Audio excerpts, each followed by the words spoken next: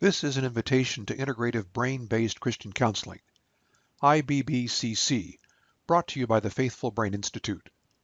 I'm Dr. Leonard Matheson, a neurorehabilitation psychologist.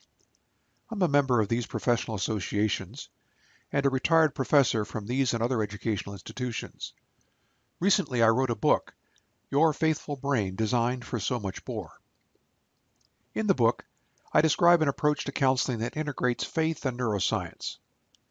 I believe that we are designed to be fully integrated human beings. Our brain develops optimally when integrated with God, within itself, with our heart, throughout our body, and with other people. We call this approach integrative brain-based Christian counseling. Integrative brain-based Christian counseling helps people develop a faithful brain, fully integrated with God, within itself and with others, recognizing its potential and ready to seek God's perfect will. I want to take a couple of minutes to introduce you to I-BBCC and present a case study that I described in Chapter 3 of Your Faithful Brain. Although there are 3 parts to this introduction, we'll only address the first in this video. We begin with why. Why should you be interested in integrative brain-based Christian counseling? Do I really need to add integrative brain-based Christian counseling techniques to my repertoire? If you're early in your career, maybe, but maybe not. You have completed your training and licensure supervision and have a pretty good set of skills. You're focused on developing your clientele, and you're just not sure how I-BBCC knowledge and techniques would help. What if you're a mid-careerist? Well, maybe not. You've developed a strategy and knowledge base that fits your clientele, and you're doing pretty well. Knowing more about the brain might be somewhat helpful, but how would you actually use the new information?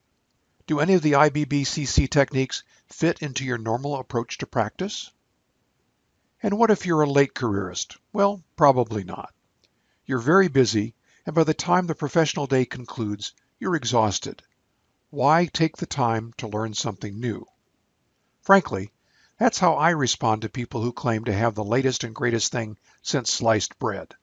I'm very skeptical that what they're selling has any relevance to me. So let's ask another question.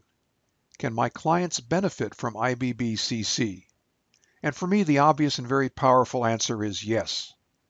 You can help your clients harness brain protective mechanisms to grow themselves optimally. But what is a brain protective mechanism? In this brief introduction to I-BBCC, I want to focus on a brain protective mechanism that helps people deal with trauma. We will use a case study from Chapter 3 in Your Faithful Brain focused on Carol, a nurse who was being sexually harassed by a senior physician at her hospital. Trauma memories are stored in neural networks. These neural networks are elaborate structures of neurons devoted to the experience. Emotionally salient experiences easily harness neuroplasticity to construct resilient memories. The trauma neural network is powerfully reinforced by rumination and becomes consolidated into something that seems to be permanent. I just can't stop thinking about it, is what counselors normally hear from traumatized clients. But there's something else going on that I-BBCC counselors take advantage of. A very powerful brain mechanism called neural reconsolidation was designed by God to set things right. Used properly, neural reconsolidation can help your client break the slavery of the traumatic memory. Healthy neural reconsolidation can occur when a counselor takes advantage of the brief period of time when traumatic memories are temporarily vulnerable to handle that memory with loving care. There are 4 important steps in this process. Step 1. Temporarily separate the emotional salience from the episode. Step 2.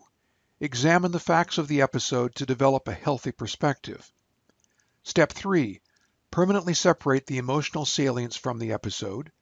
And Step 4. Integrate the episode into a healthy future perspective. So now we're going to go into a practicum to introduce this mechanism on a step-by-step basis to get to the question that each traumatized person needs eventually to ask. What does God want me to do with what happened? So thank you for your time and attention. Follow us on the Faithful Brain Counseling channel. Take care now.